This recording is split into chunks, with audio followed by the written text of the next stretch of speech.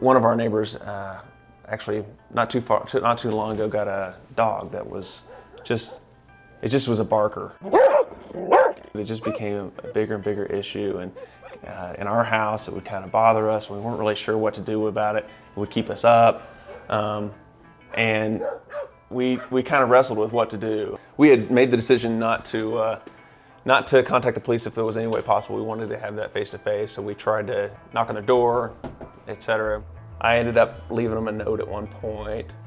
Of course, that never goes over well at all. That's a bad decision in pretty much any conflict, just leave a note. So anyway, made that mistake, got on the phone with them finally, didn't go well. In fact, it went really pretty bad. I had been defensive about my dog by the end of it. She had been defensive about her dog. We had decided, okay, well, we'll just try to stay in communication about it, but it was definitely still it wasn't quite resolved. At one point, it snowed, their car wasn't there, so I decided it'd be a good chance to just do something nice for them, just to let them know that, it wasn't just the bad guy who was complaining about their dog.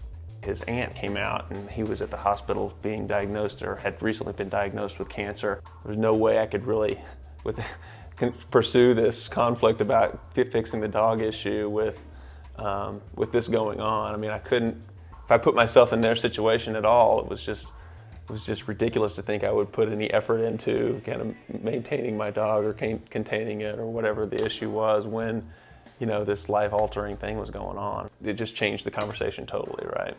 The dog still barks. I mean, I don't think it's as often, but it's not as important. The next few months, we were able to really just kind of knock on their door and make ourselves available. We were able to help them with their yard a little bit last year. They're just really warm people that we've gotten to know. It's been great. We've been able to watch their kids for them. They've watched ours, and we've kind of developed that, and even having some spiritual conversations that there's no way would have happened otherwise if we hadn't stepped out and tried to get to know them, just be good friends. That's all it was.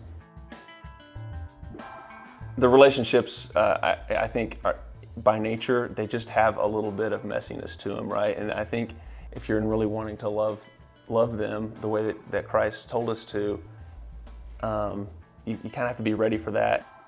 Is this something we just want to do to check off of a list, or is it something we really want to allow ourselves to be used by God?